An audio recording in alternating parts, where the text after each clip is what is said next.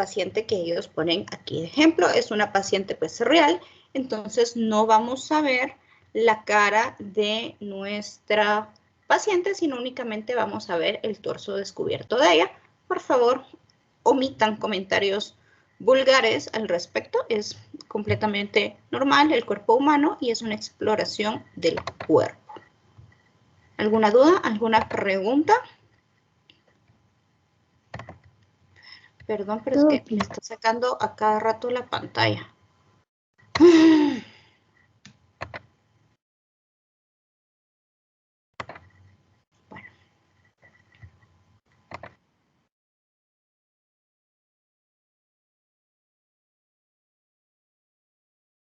Doctora, eso es lo que no le puso para que escucháramos. Espérame, pues, no les digo que esta cosa se está saliendo y cada vez que la reprogramo. Activar sonido, compartir pantalla. Bueno, aquí lo que comienzo explicándole, chica, es obviamente del respeto a la paciente, por favor. Es un poquito más cómodo si es una médica o es una doctora mujer la que está realizando el autoexamen de la mama. Cuando son hombres, por favor, estén acompañados de una enfermera o de una doctora. ¿Por qué? Porque la paciente se va a sentir más cómoda con ustedes y además de sentirse más cómoda, se va a sentir segura.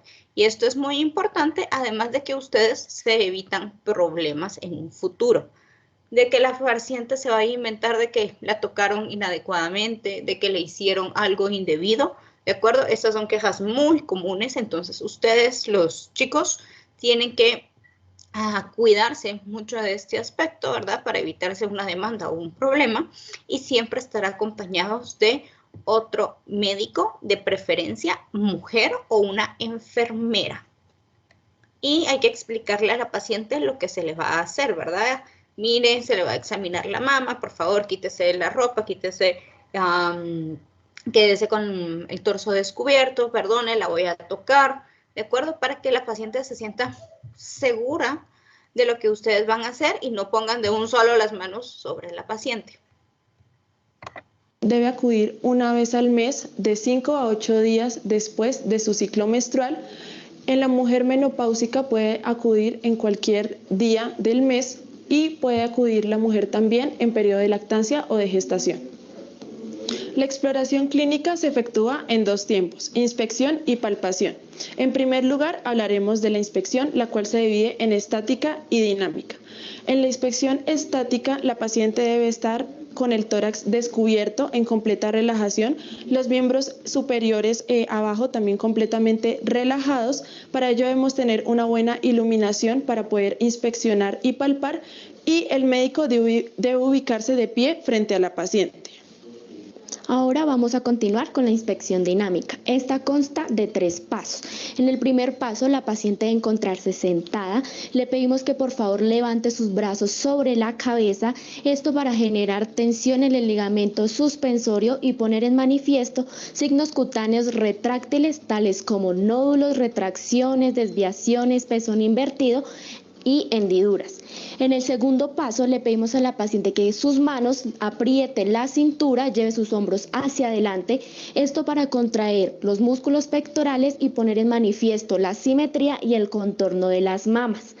En el tercer paso le pedimos a la paciente que por favor se incline hacia adelante sobre su cintura, extienda sus brazos y debemos observar que las mamas cuelguen a la misma altura.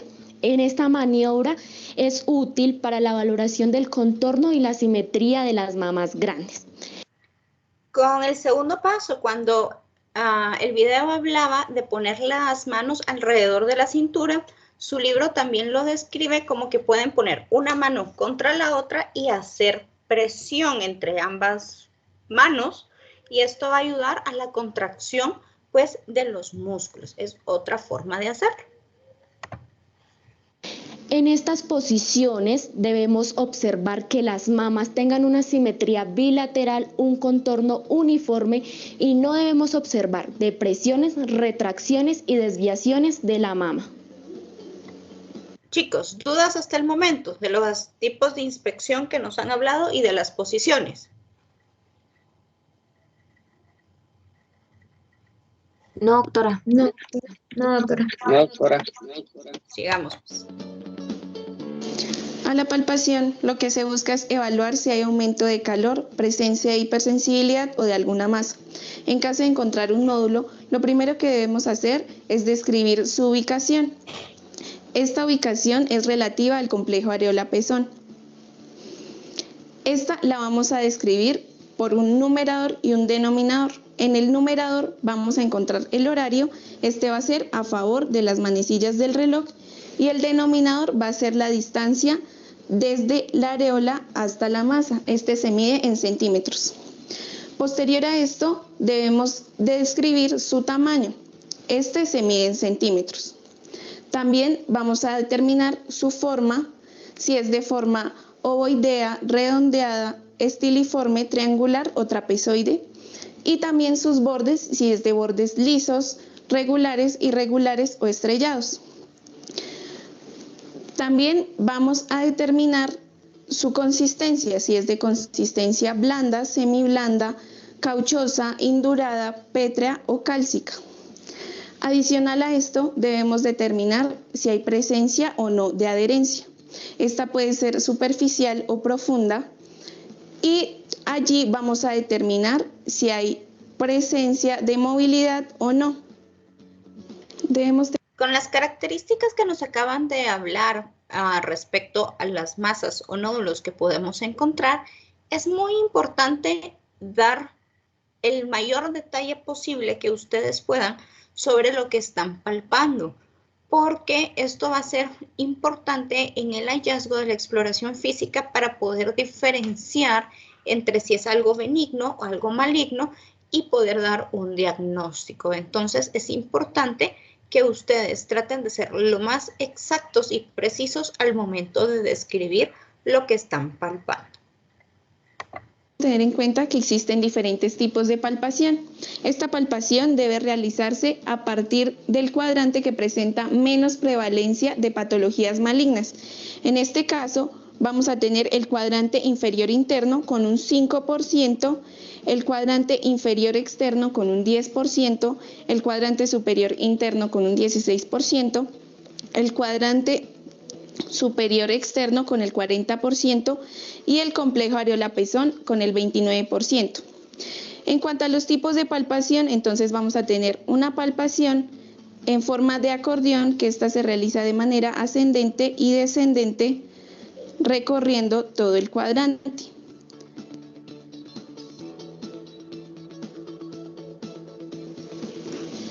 En cuanto a los diferentes tipos de palpación, vamos a tener en forma de acordeón, esta se realiza de manera ascendente y descendente, cubriendo todo el cuadrante. También vamos a tener en forma de espiral, esta puede ser de adentro hacia afuera o de afuera hacia adentro. Y también vamos a tener la radiada, que esta va a ser de afuera hacia adentro, o también se puede realizar de adentro hacia afuera. Bueno, aquí con la palpación, si se dan cuenta, ella lo hace por cuadrantes. Esa técnica es correcta y nos ayuda hasta en cierta forma a ser más precisos para localizar una masa. Su libro lo que habla es que se realiza en toda la extensión de la mama. Volvemos aquí con la mama. ¿Miran aquí la mama que tengo? Sí, doctora. Entonces, lo que su libro menciona es las mismas técnicas, pero cubriendo toda la extensión de la mama, no solo por cuadrante, sino hacen de arriba hacia abajo, lo hacen en espiral o lo pueden hacer también en forma horizontal. De acuerdo, ambas técnicas, tanto la que nos acaban de enseñar en el video como la que menciona en su libro, son correctas. La más precisa, obviamente, pues es la del video, ya que agarramos un pedacito de la mama y exploramos adecuadamente cada una de las áreas. Luego nos vamos al otro cuadrante de la mama y así sucesivamente. Hallazgos físicos en la palpación. Una vez se localiza alguna alteración a nivel del tejido mamario, ya sea profunda o superficial, esta se debe caracterizar. Existen varios tipos de masas. Tenemos los quistes. Los quistes pueden ser simples o múltiples. Estos son de carácter benigno, son masas redondeadas, adheridas a planos superficiales, pueden ser móviles o inmóviles y son dolorosas a la palpación. Los fibroadenomas son de carácter benigno, son masas de forma ovalada y de consistencia dura, pueden ser móviles o inmóviles y si no se diagnostican a tiempo pueden progresar y hacerse malignas. Las masas cancerígenas se caracterizan por ser masas duras adheridas a planos profundos, de bordes irregulares, inmóviles y no dolorosas a la palpación. Esta puede estar asociada a retracción de la piel, inversión del pezón y telorreo. A continuación se va a realizar la exploración del complejo areola-pezón. Primero se debe inspeccionar el tronco anterior a lo largo de la línea mamaria en busca de tejido mamario supernumerario. También se debe inspeccionar el pezón en busca de fisuras, descamaciones, si hay presencia de eritemas, deformidades, retracciones o si hay secreción espontánea. Cabe resaltar que si el pezón de la paciente está invertido y era vertido anteriormente, se debe sospechar de una patología adquirida como lo es el cáncer de mama. Ahora procederemos a realizar el autoexamen de seno. Hay que tener en cuenta... Hasta aquí es la parte que incluye la exploración por parte de nosotros los médicos. Recuerden, aquí lo que nos hizo falta con ellas es la exploración de ganglios linfáticos.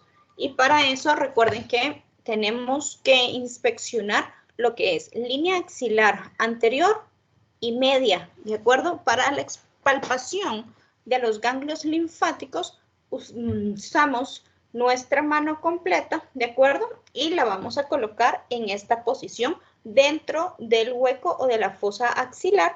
Vamos a ir palpando suavemente, sin provocarle cosquillas o incomodidad al paciente, pero de una manera profunda para poder localizar algún ganglio. Cuando nosotros vayamos a palpar la cola, que es esta área de aquí, con nuestro dedo pulgar vamos a hacer pinza y vamos a ir presionando para palpar y buscar la presencia pues, de alguna masa, algún nódulo o algún ganglio. Para la palpación de los ganglios es más cómodo poner la mano de la paciente detrás de la cabeza o pedirla que la tenga extendida hacia los lados. Si le pedimos que la tenga extendida hacia los lados, ustedes con la mano que no van a evaluar a la paciente, la tienen que sujetar para que la paciente se sienta cómoda y no se canse de tener su brazo elevado. ¿Dudas hasta el momento, chicos, de cómo vamos a realizar la exploración de la mama? No, doctora. Bueno, ahorita vamos a ver la autoexploración, que es lo que idealmente todas las personas, o por lo menos todas las mujeres, deberíamos de hacer una vez al mes. Cuenta que este debe hacerse una vez al mes de 5 a 8 días después del periodo menstrual. Este se va a dividir en dos fases. Una fase de inspección y una fase de palpación.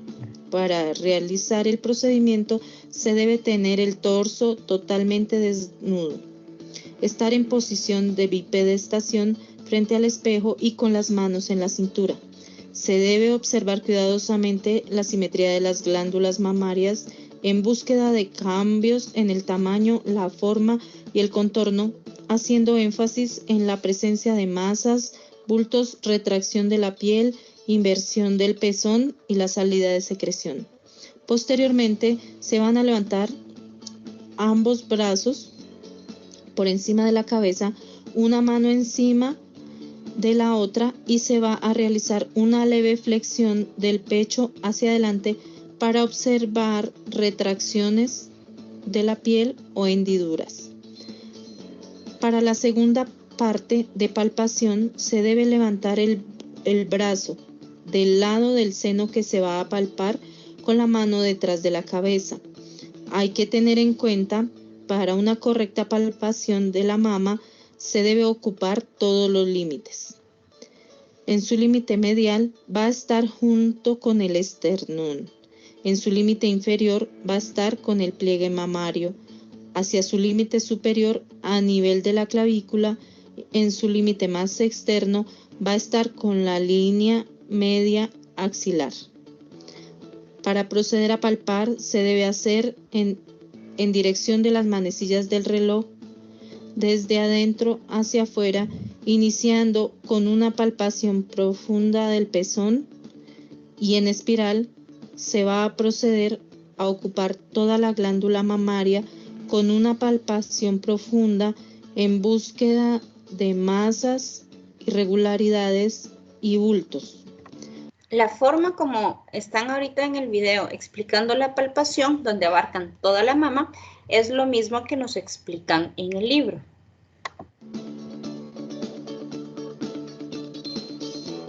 Posteriormente se debe realizar el mismo procedimiento en la otra mama. Ok. ¿Dudas en cuanto al video, chicos?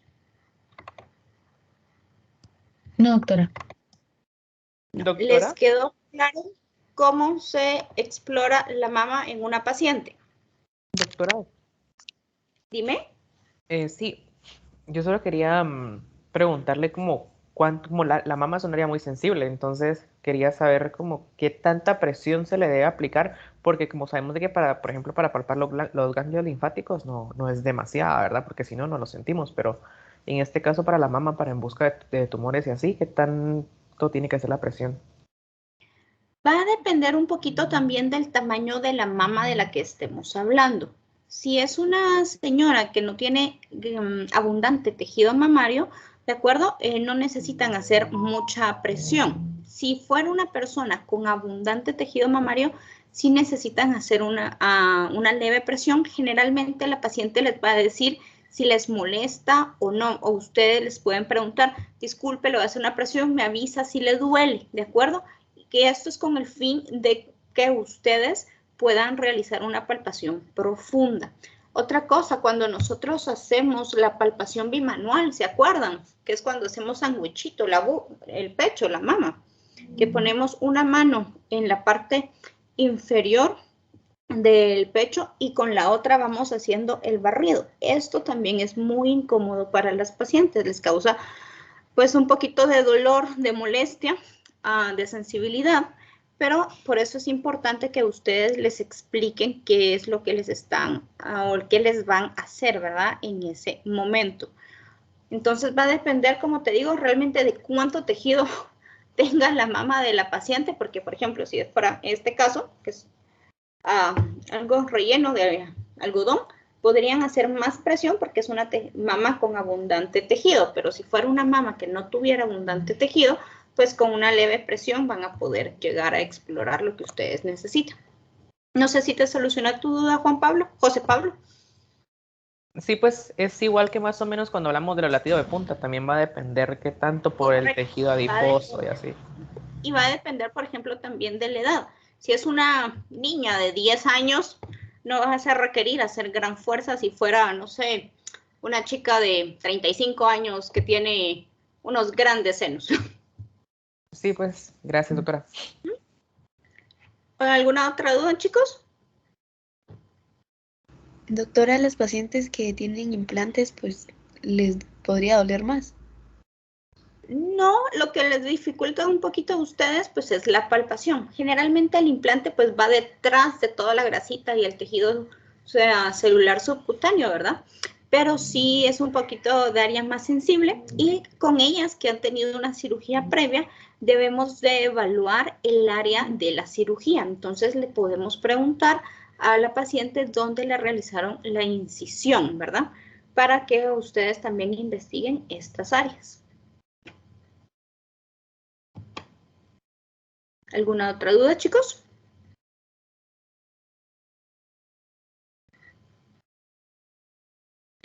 ¿Dudas en cuanto a la autoexploración?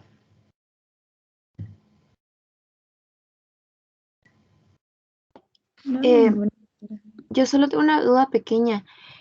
Para la diferenciación de, digamos que ganglios linfáticos de aumentados de tamaño y de algún tumor o de algún, pues, o de alguna neoplasia en una mama pequeña, ¿cómo sería en ese caso? O sea, ¿cómo diferenciamos? Porque como no hay mucho tejido, entonces siento yo que cuando hay más tejido se puede diferenciar por lo menos los bordes o no No, sé. porque fíjate que realmente si tú estás sintiendo una masa, un quiste, un nódulo, lo que vas a sentir pues es la característica de lo que estás palpando.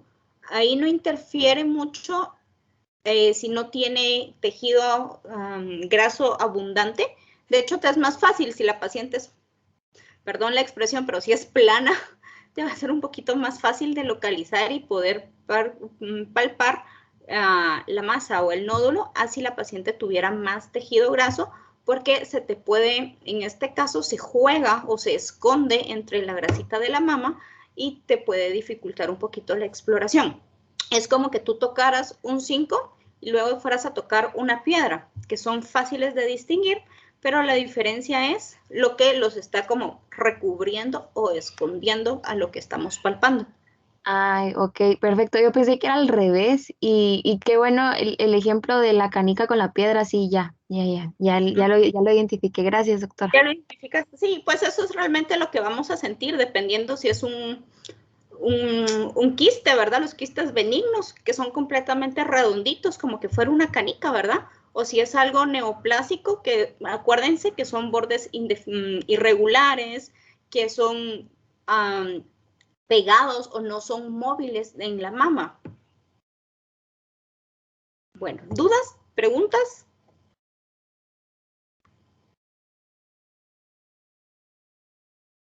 ¿Seguros? Bueno, ahora vamos a pasar a explicarles lo que tienen que hacer en la práctica. Recuerden que la práctica tienen para el día viernes de entregar. Bueno, la práctica número 5 la vamos a hacer de una manera individual y las instrucciones son lo siguiente. Primero vamos a llenar el reporte de la práctica. Entonces, para este reporte pueden autoexplorarse ustedes mismos o pueden examinar a alguien en su familia. No importa lo que decidan o cómo se sientan cómodos. Entonces, para el reporte de la práctica es este. Miren que dice reporte de la práctica de evaluación de mamas y axilas. Entonces, si lo hacen en ustedes, pues necesitan un espejo para poder ir comparando y llenando cada uno de estos incisos. Si lo hacen en algún miembro de su familia, solo van explorando y llenan cada uno de estos incisos. Cuando lleguemos a la parte de la primera conclusión, todo esto es sobre ustedes o su paciente, ¿de acuerdo? Luego van a leer que dice reporte de la práctica de evaluación sobre una enfermedad mamaria escogida, ¿sí? Entonces, para esta parte, la parte número 2, nos vamos acá. Seleccione una de las siguientes patologías. Aquí se les ponen 5 patologías. De estas 5 patologías es importante que vayan a leer qué es. Pueden escoger lo que ustedes quieran, por ejemplo, una mastitis. Vayan a leer qué es una mastitis, qué es lo que la causa y los hallazgos clínicos a la exploración física. Entonces, ya seleccionada su patología, van a llenar la parte número 2. Entonces ponen acá inspección, mastitis y empiezan a llenar. Simetría, no, color eritematoso y todo lo que fueron encontrando con respecto a la enfermedad que ustedes mismos escogieron. ¿Dudas en cuanto a la práctica?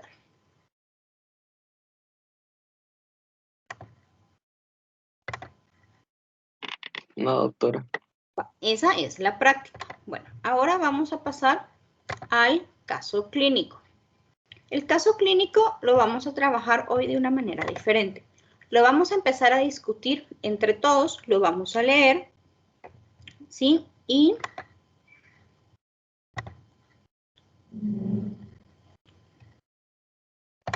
vamos a ir sacando dudas y preguntas sobre el caso clínico y ya después los dividen en los grupos para que cada uno de los grupos empiece a trabajar sus preguntas. ¿Alguien ya leyó el caso clínico? ¿Sabe de qué trata?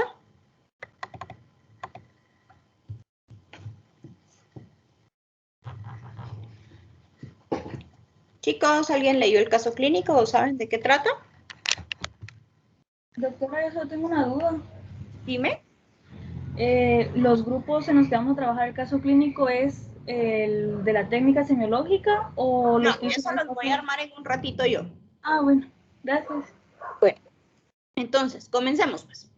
Es una paciente femenina de 28 años de edad, originaria y residente de la capital, es casada y católica. Los primeros datos que nos dan, ¿a qué parte de la historia creen que pertenece? Datos generales o ficha de identificación. Correcto. Vale. Luego, dice que acude a consulta por presentar inflamado el seno derecho. Ese apartado, ¿a qué nos hace referencia? Motivo de consulta. Perfecto. Pero ¿qué es lo importante que nos hizo falta aquí en este motivo de consulta? El tiempo de evolución. Correcto. Luego dice que al interrogatorio, la paciente describe que el padecimiento actual inició hace 4 días con la aparición de mastalgia. ¿Saben qué significa este término? El dolor opresivo y agudo de la mama. Correcto, dolor en la mama. La aparición de mastalgia a la palpación, edema, aumento de la temperatura y rubor en la mama derecha. Presenta galactorrea bilateral. ¿Qué es galactorrea, chicos? Secreción de leche. Secreción de leche. Y aquí lo importante de tu definición es... Te falta terminar la frase, cerrala. Que no está relacionada a embarazo. En el embarazo no es como que se produzca leche, que está relacionada al periodo de lactancia. ¿Sí? Bueno, refieren además que el dolor es tenebrante. Lo clasifica en una escala de 5 sobre 10. Se irradia al hemitórax posterior derecho. Ha intentado realizar masajes en la mama, pero el dolor se lo impide. Logra aliviar levemente la molestia con lienzos de agua tibia. Esta situación le ha dificultado a la paciente a dar el seno materno a su hijo. Bueno, ¿qué piensan de la historia que nos acaba de contar la paciente?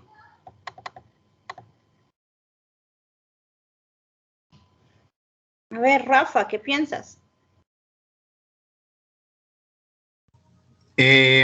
Pues yo creo que está relacionado a algún cáncer. Cáncer pensamos al principio. A ver, ¿alguien más que esté de acuerdo con Rafa y por qué? Es que, bueno. Bueno, defiéndete, Rafa. ¿Por qué piensas que es un cáncer solo con ese párrafo? Bueno, hay varias cosas que estaba leyendo, pero además presenta un... sí. Pues que con eso del tamaño, el aumento del tamaño, pues yo pensaría que sí es un cáncer, pues, y como un cáncer afecta a distintas partes, podría llevar al aumento de la temperatura también. Cambio de la textura. Ok. ¿Alguien más que piense algo diferente o esté de acuerdo con Rafa? Yo creo que a lo mejor se podría tratar de un proceso inflamatorio o infeccioso, porque aquí dice que aumentó la temperatura y había rubor en la mama derecha. Entonces, eso podría indicar de que como tiene, pues yo lo que pensé era mastitis por la galactorrea, y como la paciente está en periodo de lactancia, entonces a lo mejor alguna infección puede causar todos los síntomas. Ok. ¿Alguien más?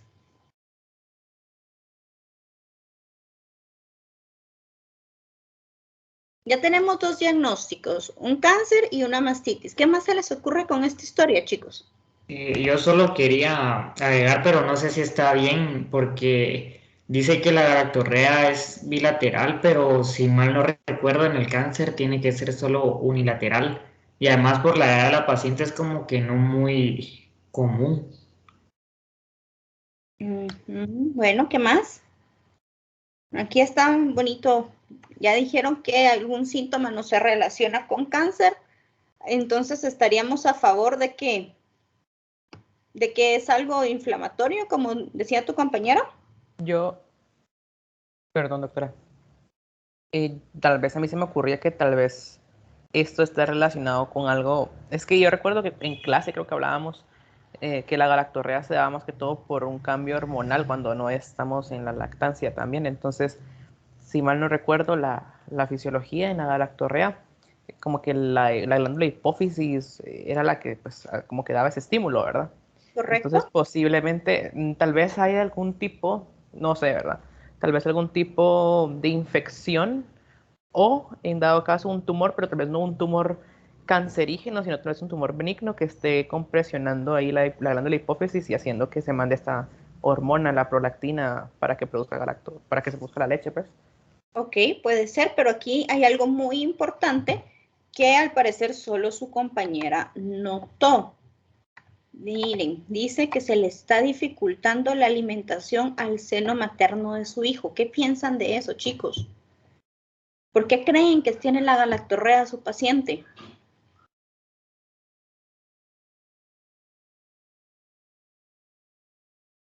¿Qué les dice esa oración que yo les acabo de marcar?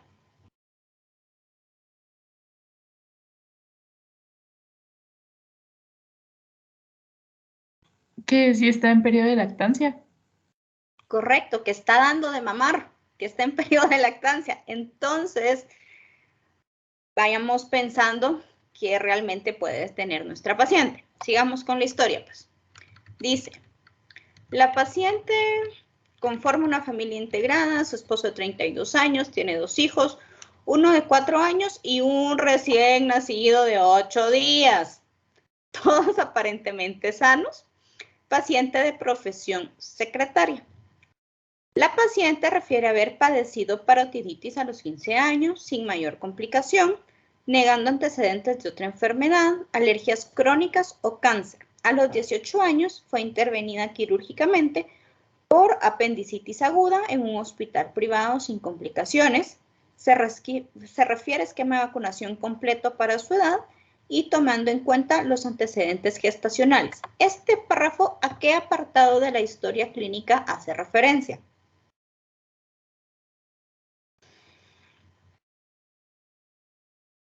Historia del padecimiento actual. No. Antecedentes patológicos. Correcto. Antecedentes médicos patológicos. ¿Quién fue quien dijo historia del antecedente actual? ¿Por qué creían que era de esa parte? Yo, doctora, perdón, es que lo relacioné con, como decía que tenía 15, a los 15 años fue diagnosticada con tal cosa y así, entonces yo pensé que tal vez por eso iba a venir como que relacionado al padecimiento que tiene ahora. Ok, esto ten mucho cuidado porque depende de lo que te cuenten, pero si no está relacionado, por ejemplo, como aquí nos dicen que a los 15 años tuvo parotiditis, a los 18 una apendicitis crónica, una apendicectomía, entonces piensen que es únicamente parte de antecedentes médicos patológicos, ¿de acuerdo? Pero si me hubieran dicho, desde los 15 años presenta problemas en la mama y ha sido tratada por varios médicos, pues ya eso sí se relaciona con la historia de la enfermedad de la paciente.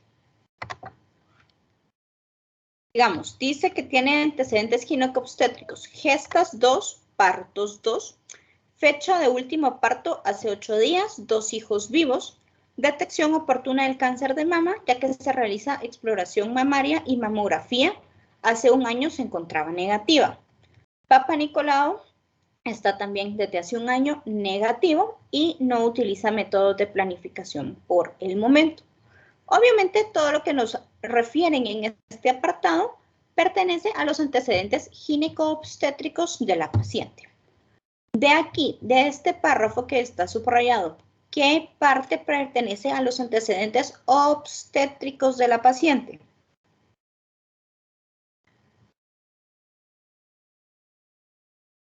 La gesta y Las los partos. gestas y los partos. Correcto. También entra la fecha de último parto. Y lo demás que nos refieren son antecedentes ginecológicos de nuestra paciente.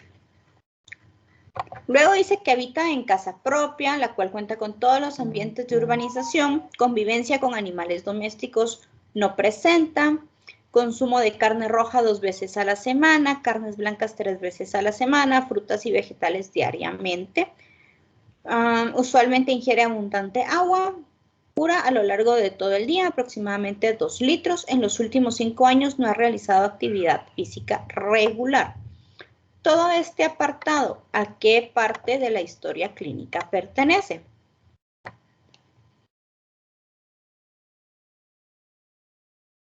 Antecedentes biopsicosociales. Correcto. Bueno, luego, ¿qué nos cuentan? Dice, refiere que desde el nacimiento de su bebé, o sea, hace 8 días, la paciente presenta cefalea universal por las madrugadas. Refiere una secreción hialina en las madrugadas por la nariz, por lo que toma desloratadina 5 miligramos, con lo cual alivia. En gastrointestinal refiere que le cuesta defecar desde el nacimiento de su bebé, extrae heces secas y duras. Luego tiene unos signos vitales con un pulso de 115 latidos por minuto, una frecuencia respiratoria de 27, una presión arterial de 130/90, una temperatura de 39 grados centígrados a nivel axilar, saturando 95% de oxígeno suplementario.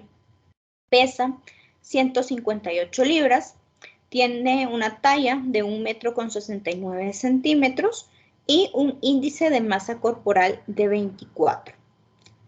En cuanto al estado, ahorita les voy a leer el examen físico. En cuanto al estado general, se encuentra una paciente con edad cronológica igual a la aparente, vestimenta acorde, facies dolorosas, continúa llevando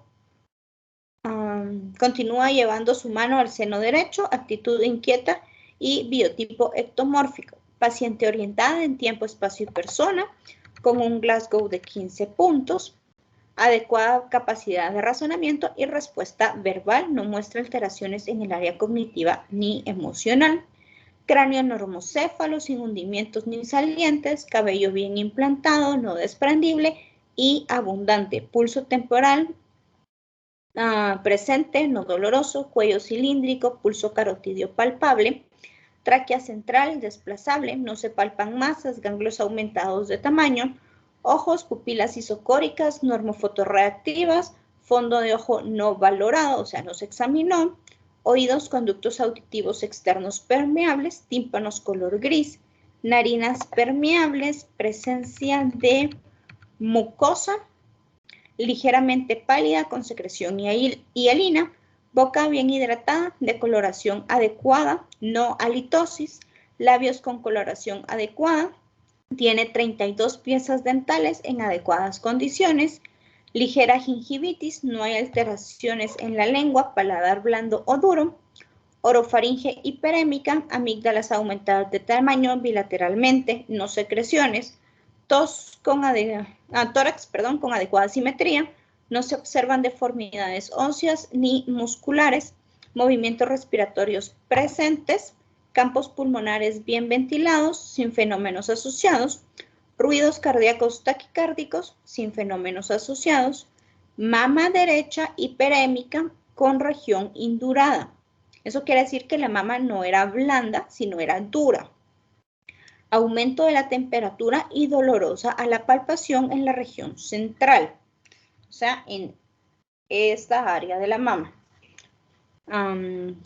En la región central, me perdí, e interna de la mama. Salida de leche a la palpación, la presión del pezón presenta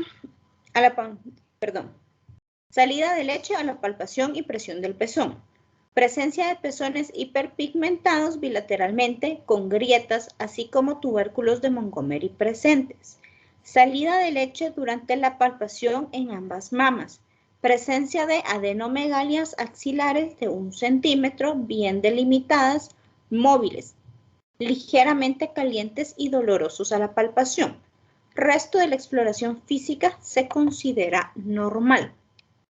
Bueno, ¿qué piensan de los signos vitales y de la exploración física de esta paciente? A ver, ¿quién opina?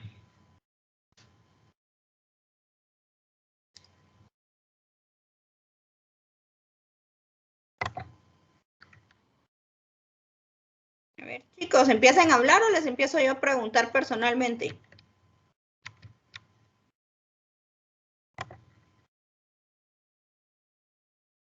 A ver, Ana Patricia, ¿qué opinas de ese examen físico?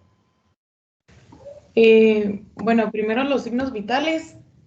La temperatura está un poco elevada, entonces eso nos puede indicar que algún tipo de infección o algo.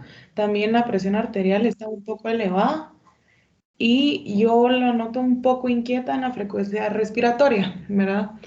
Dentro del examen físico, siento que lo que más nos estamos enfocando, pues como son las mamas, sí menciona que no tiene ninguna masa como palpable, pero sí es dolorosa la palpación, ¿verdad? Durante el examen físico, lo cual nos puede indicar que sí tiene pues algo alterado ahí. También siento que el resto del examen físico sí está dentro de los parámetros normales o lo que deberíamos de encontrar, pero todo indica, o por lo menos yo, me guiaría más hacia una infección, ¿verdad?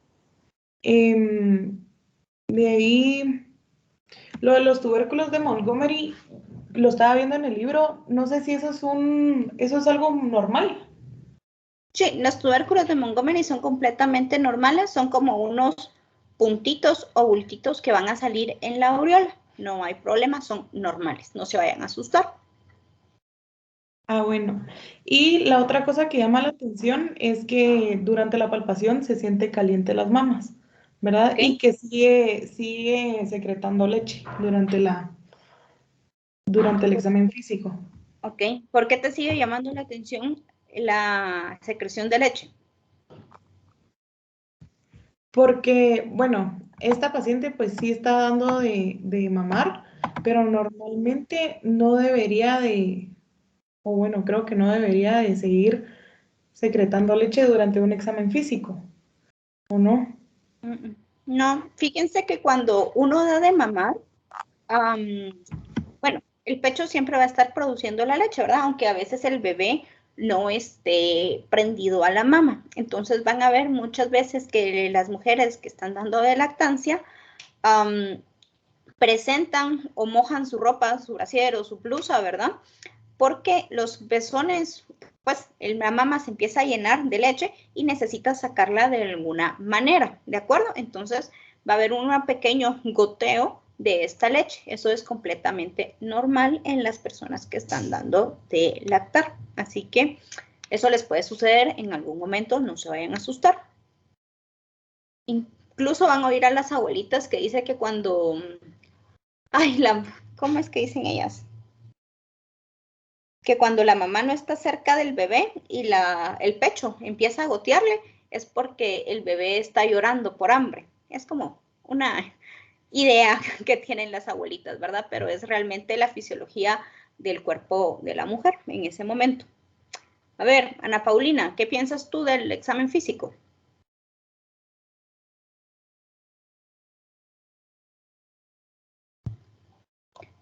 Ana Paulina Morales.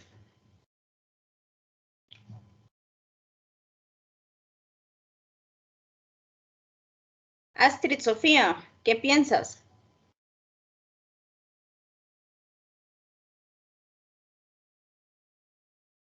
Astrid Sofía.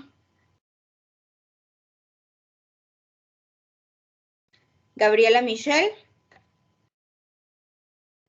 Bueno, a mí lo que me llamó más la atención fue que sentía, o sea, el pecho duro, ¿verdad? Porque eso, pues sí me hizo pensar también en algo como cancerígeno, pero solo por eso.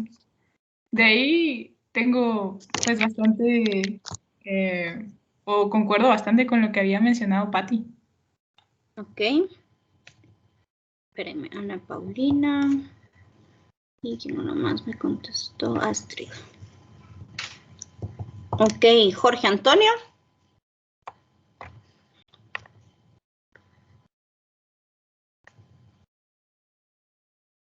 Jorge Antonio Rivas. Pues ya lo he mencionado antes que ya todo lo mencionaron anteriormente, Pero es no que hay no nada solo me nuevo hablaron que... de la mama, me hablaron de la garganta, de los pulmones, del tórax, del oído, que tiene dolor de cabeza. ¿Qué más? Muchis, el caso clínico es para que lo discutamos entre todos, no solo yo estar hablando. Qué pereza solo yo hablar, qué aburrido. Hablarle Doctora, solo yo a la compu. Dime. a mí me llamó la atención la presencia de adenomegalias axilares y es por eso que yo digo que es posible o es indicativo de una infección, porque, y más que todo porque los ganglios linfáticos de la axila son los más próximos a la mama. Entonces, yo pienso que eso podría ser un indicativo o un signo de infección, aunque no hayan adenomegalias o ganglios linfáticos en el cuello, eso no significa que no esté presenciando una infección. Ok, perfecto. María Cristina, ¿qué piensas tú? Pues la verdad pensaba lo mismo que Lou, porque había visto que también tenía inflamadas las amígdalas, entonces eso me daba como un signo de que podría estar presentando alguna infección. Ok, Melanie. A mí lo que me llamó la atención fueron los oídos, que tiene el tímpano color gris, que según yo eso no es tan normal, aunque la verdad no sé mucho de eso. También que las narinas también tienen una secreción y eso tal vez tiene que ver también con la secreción de la mama, aunque no estoy muy segura. José Pablo. Sí, doctora, yo quería hablar también cuando habló Lourdes, pero yo también pensaba, me llamó mucho la atención al final esto de la palpación de los ganglios axilares anteriores, porque como ya vimos en el video, también la línea axilar anterior, pues es como una marca, ¿verdad?, que limita la mama. Entonces, eso me pareció bastante interesante, porque si nos damos cuenta, aquí ya después de tanto haber pensado en cáncer y así, ya lo podemos descartar con solo la descripción que nos dieron a la palpación, porque todas las descripciones que nos dan de los ganglios o de las adenomegalias son características de un proceso, bueno, de un ganglio o una infección o un proceso inflamatorio. Entonces ya descartamos lo neoplásico, ya pensamos más con la historia del padecimiento actual, la fiebre y los signos vitales, ya podemos presentar, porque la fiebre también aumenta la frecuencia cardíaca y así, entonces por eso. Perfecto, José. Carla Palma, ¿qué piensas? Yo también pienso que es un proceso infeccioso, doctora, porque pues por lo mismo que dijeron mis compañeros, por la fiebre y por los ganglios inflamados. Marco Antonio, ¿qué piensas? Yo también, más o menos en la misma línea en la que van mis compañeros sobre un proceso infeccioso, pero agregado a todo lo que ya se mencionó, pues también, según lo que yo puedo ver, la presencia de orofaringe hiperémica, unas amígdalas que están aumentadas de tamaño, o una presencia de gingivitis, todo esto, todas estas inflamaciones también pueden ser sugestivo de algo infeccioso. Marcos Alfonso. Está con duda lo de la gingivitis. ¿Puede ser por presencia de alguna infección o por algún hábito de limpieza bucal? La gingivitis más que todo es por hábito de mala higiene bucal, ¿verdad? Sí podemos encontrar casos de un problema de gingivitis, pero más que todo en pacientes que sufren alguna inmunosupresión, pero obviamente este no es el caso de nuestra paciente, ella no está inmunosupresa, pero sí, pacientes, por ejemplo, con VIH, hepatitis C y que tienen infecciones agregadas pueden sufrir pues algún proceso de gingivitis sin ningún problema, ¿verdad? Ellos se infectan hasta porque les pegó un mal aire. Ellos se infectan de cualquier cosa. María José, ¿qué piensas? Sí, yo también había considerado eso más que todo en la parte infecciosa.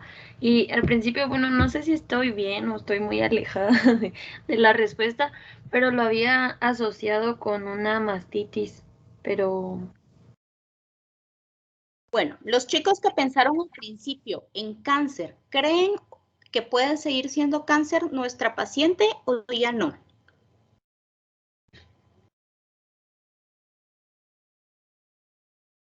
Rafa, ¿qué crees? Tú que habías dicho que era cáncer el primero.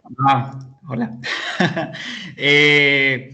Pues después dije que ya no, porque, o sea, me puse a analizar y dije, no, esto no puede ser, ¿verdad? Entonces, pero revisando, o sea, como que los datos subjetivos y objetivos que se presenta, pues, que puede presentar la paciente, o sea, tanto como el calor, el enrojecimiento, que pues también está en una etapa de lactancia. Entonces, pues igual ya lo mencionaron, yo lo escribí que podía ser una mastitis, dije yo, pues porque como está relacionado a un proceso infeccioso y también se puede dar puede estar relacionado también por la durez de la mama. Entonces, pues yo dije eso, ¿verdad? O sea que, vieron, Rafa se llevó por su primera idea diagnóstica y pensó de un solo en una marcianada en cáncer, ¿de acuerdo? Muchas veces sí puede ser cáncer, ¿verdad? Pero para eso no nos tenemos que, bueno, en su mente puede volar a cualquier diagnóstico, pero ustedes no le pueden decir a la paciente de primas a primeras, ay, sí tiene cáncer. Tenemos que escuchar el resto de la historia, tenemos que hacer un examen físico, porque es como tirarle un balde de agua fría a una persona. Ah, sí, tiene cáncer, señora. No, no pueden hacerlo así, ¿de acuerdo? Sino que tenemos que armar el rompecabezas de esta paciente. Me llamó la atención que muchos se enfocaron solo en la mama, pero volvamos a leer. Dice que desde hace 8 días la paciente tiene dolor de cabeza en las madrugadas. También tiene una secreción hialina en las mañanas. Incluso dice que está tomando desloratadina. O sea, se está automedicando. Y que tiene problemas al momento de defecar. Y nos describen que las heces son secas y duras. ¿Qué piensan de eso? doctora, yo tenía una duda. ¿La cefalea puede estar relacionada con la secreción hialina de la nariz? Sí, puede estar relacionada. Aquí la paciente puede tener una simple catarro. Por eso es que tiene mocos, tiene dolor de cabeza y tiene la garganta inflamada, más la mastitis. O sea, pueden tener dos cosas incluso asociadas a su paciente. ¿Ya vieron? Doctora, yo no sé nada de farmacología, pero a la desloratadina no, o sea, esa como automedicación no puede afectar cuando, tal vez no para la mastitis, pero cuando esté dando de Al bebé, mamá. sí.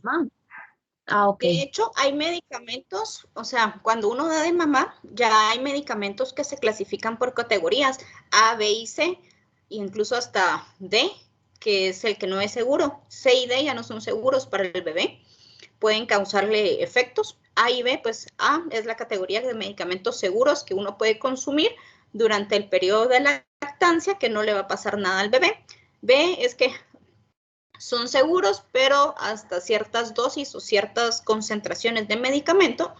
Entonces, siempre que vayamos a tener una paciente embarazada, revisemos de nuevo farmacología para ver que estos medicamentos no vayan a perjudicarle al bebé.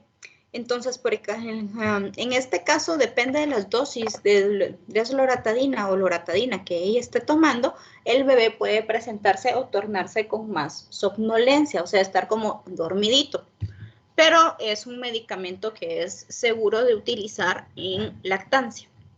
¿De acuerdo? Hay medicamentos como, ay, no sé, antipsicóticos, antihipertensivos, medicamentos para convulsiones, antidepresivos, que no son seguros, obviamente, durante ni el embarazo ni la lactancia, que son los que se deben de regular y cambiar por otro tipo de medicamentos. Pero siempre es muy importante lo que decía Lourdes, revisar que todo lo que la paciente se automedique sea apto con la lactancia materna para no perjudicar al bebé.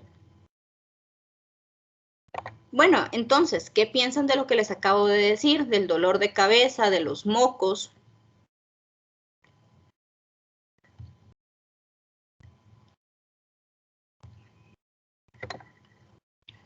¿Creen que está asociado a la mastitis? ¿Es algo diferente a la mastitis? ¿Tiene dos patologías diferentes?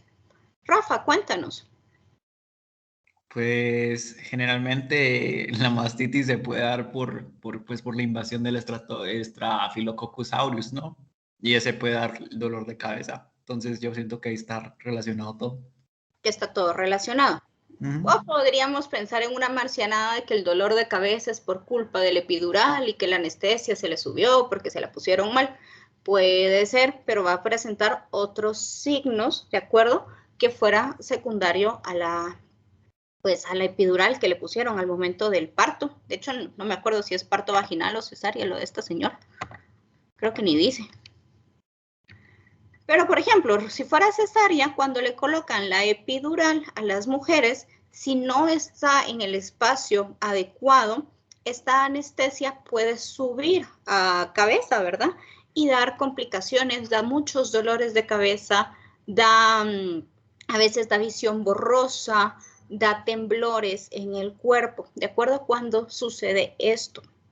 Cosa que no tiene nuestra paciente, pero es otro diagnóstico en el que ustedes pudieran pensar.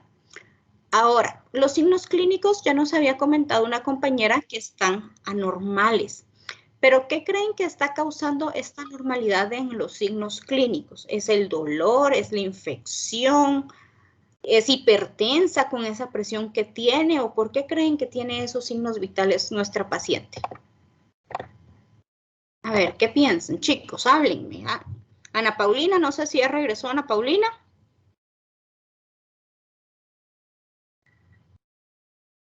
Aquí me estaban escribiendo que se le fue el internet. ¿Y Astrid ya regresó? ¿Astrid Sofía?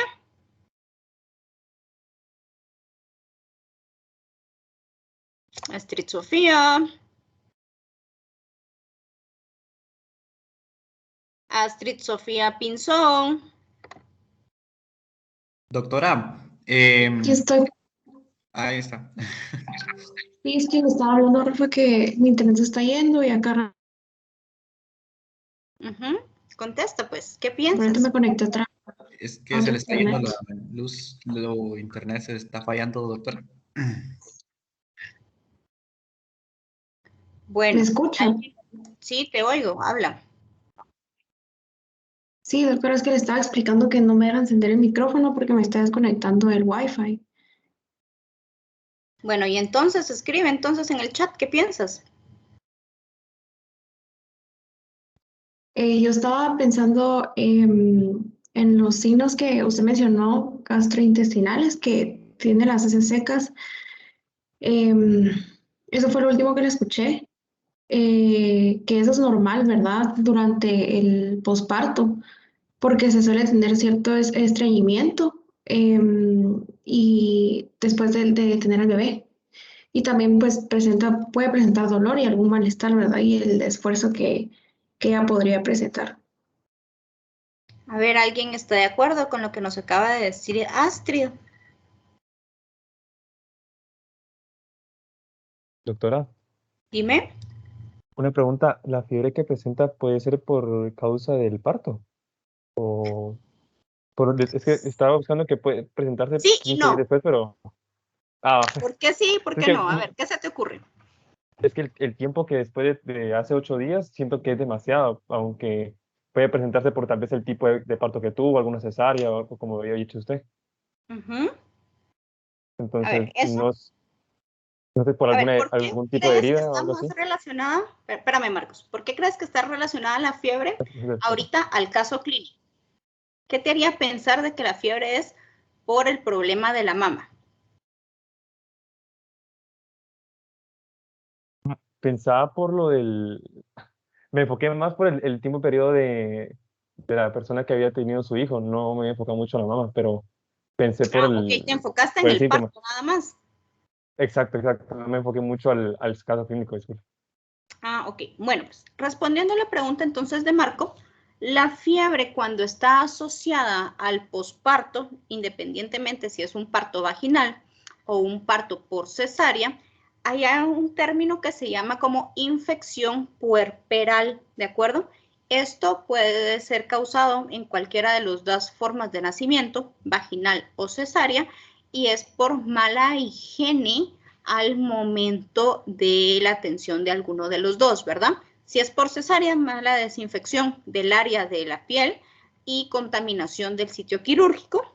Si es por parto vaginal, generalmente cuando las mujeres pujan, van a ver que la mujer defeca o se hace popis.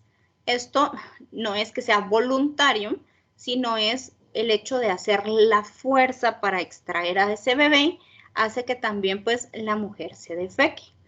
Cuando esto sucede, tienen que tener mucho cuidado de no contaminar el área vaginal para no crear estas infecciones. Entonces, sí, la mujer puede tener fiebre secundaria a una infección puerperal. En este caso, la fiebre es causada por la enfermedad que ella tiene, que es una mastitis.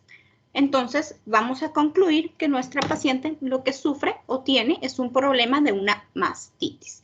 Que la mastitis es una infección de la mama secundaria al acúmulo de la leche materna. ¿Por qué creen que la mujer tiene estos problemas? Entonces, ¿qué puede estar o qué pudo haber pasado para que ella tuviera una mastitis? ¿Qué creen, chicos?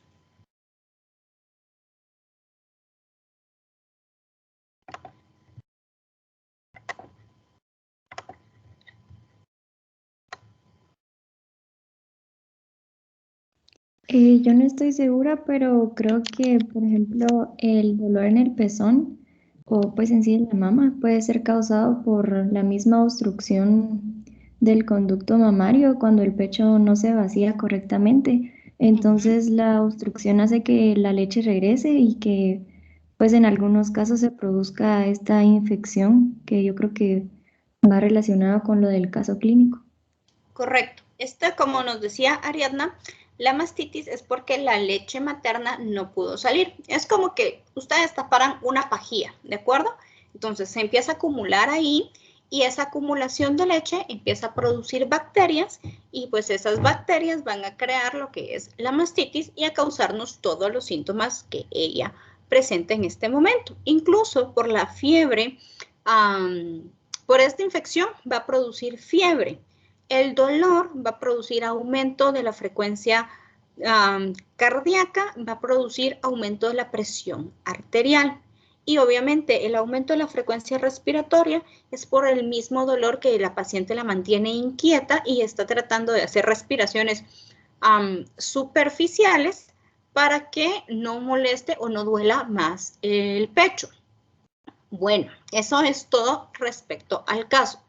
¿Qué vamos a hacer en este momento? Su caso clínico tiene 6 preguntas, ¿de acuerdo? Únicamente vamos a contestar las preguntas desde el inciso que dice contesta las siguientes preguntas. La parte que dice llena el formato de historia clínica, ese ya no lo vamos a hacer porque lo hicimos de manera verbal en este momento, ¿ok? Solo vamos a contestar desde donde dice identifique los signos y defina hasta la colocación de las bibliografías. Ahorita los voy a dividir en grupos para que cada grupo trabaje y se ponga de acuerdo. Cuando terminemos, los voy a regresar para que demos conclusiones del caso. Van a tener nada más unos 5 minutitos para que se pongan de acuerdo por la hora y ya luego se van a quedar trabajando. ¿Cuándo entregan esto? Lo entregan el día viernes, ¿de acuerdo? A las 8 de la noche, en el mismo momento que entregan su práctica. ¿Dudas, preguntas por el momento? Doctora, ya solo tengo una consulta. Es que Pati dice que se le fue la luz y no la regresa, entonces que si puedo hacer el caso con ella por teléfono. Vaya, que se una a tu grupo, Melanie. Va. ¿Los demás tienen alguna duda, alguna pregunta o los divido de una vez en sus áreas? Yo creo que ya nos puede dividir, doctora. Bueno, ahí los miro en un ratito, pues.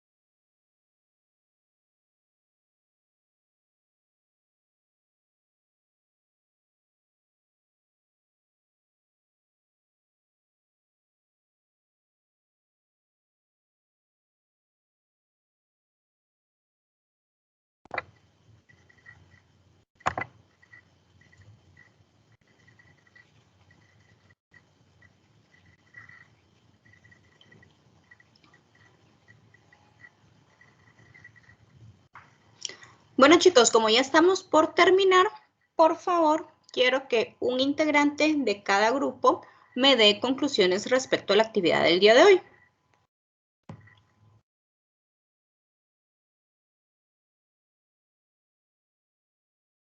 A ver, un integrante de cada grupo, conclusiones.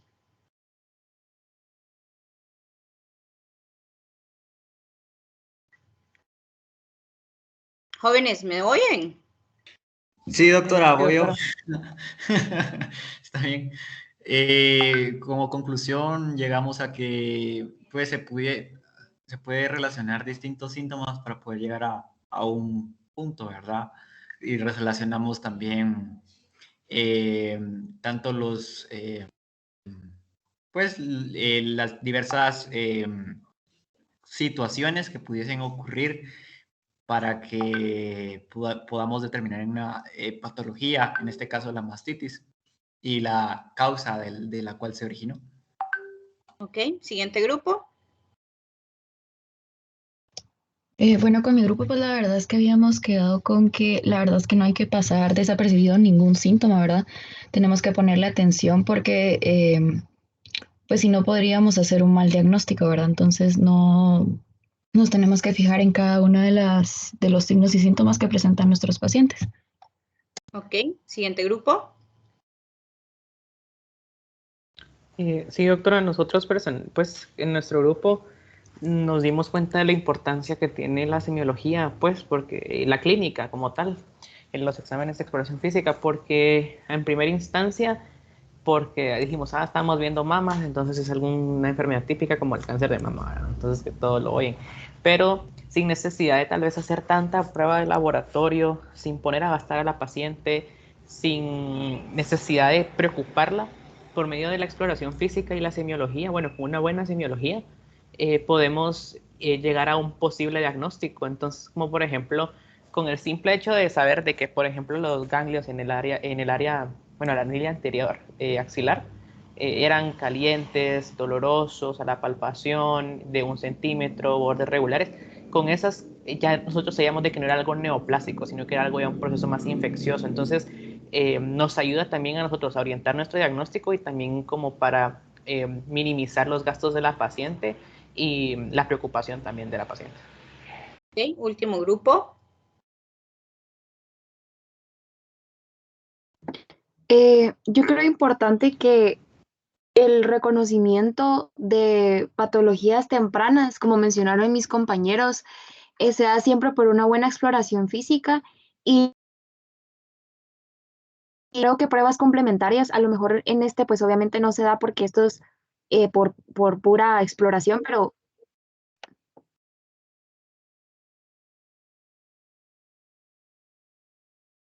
Creo que perdimos a Lourdes. ay, perdón, doctora, es que se me fue el internet, es que están cambiándolo porque vivo en una zona bien lejos, entonces lo están cambiando. Pero el punto es de que, pues sí, con la exploración temprana y otra cosa, a lo mejor no es tanto del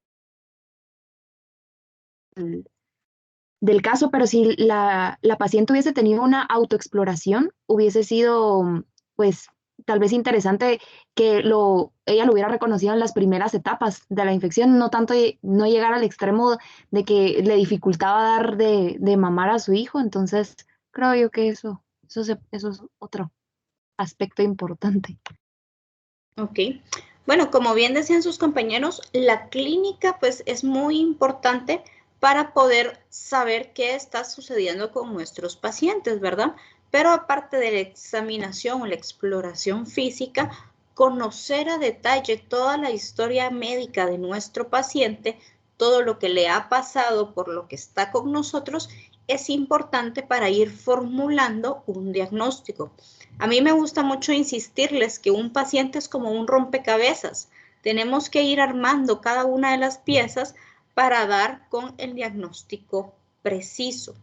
Además, los exámenes complementarios, como mencionaba José y Lourdes, como bien su nombre lo dice, son complementarios.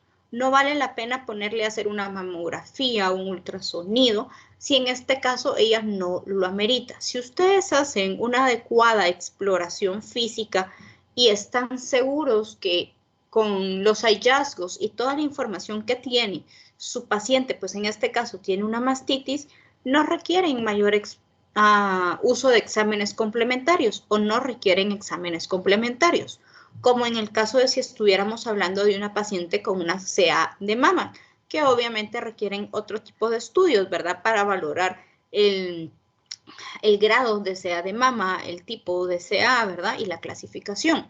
Pero esto va a ser muy particular de cada uno de los pacientes y del motivo por el que nos lleguen nuestros pacientes a consulta. Lo importante que ustedes como médicos se sientan confiados y tranquilos en todo lo que están aprendiendo, haciendo, interrogando a su paciente, ¿verdad? Se vale a veces no estar o errar en el primer diagnóstico, como nos pasó en el caso de Rafa, que de un solo él se fue por un CA, pero cuando él ya reevaluó, se dio cuenta de, no estoy en buen camino. Y eso se vale hacerlo en la vida real. Si uno no está de acuerdo o no se siente cómodo con la primera impresión diagnóstica que dio, puede afinar sus diagnósticos. Y si no está seguro con la clínica que está haciendo y con su historia clínica, ya ahí entra a jugar un papel importante los exámenes complementarios, que estos son utilizados o los debemos de realizar idealmente para afianzarnos en un diagnóstico o por si estamos en 2 diagnósticos, ayudar a ver cuál es el diagnóstico exacto de nuestra paciente. Bueno, pues chicos, eso es todo por el día de hoy. Si tienen alguna duda, alguna pregunta.